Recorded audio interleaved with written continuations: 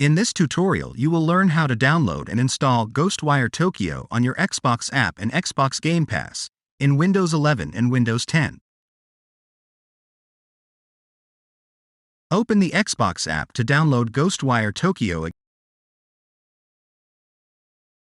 Locate Ghostwire Tokyo.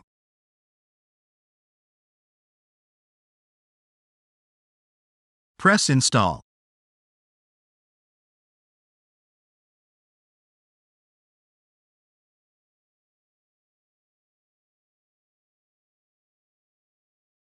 Now launch Ghostwire Tokyo.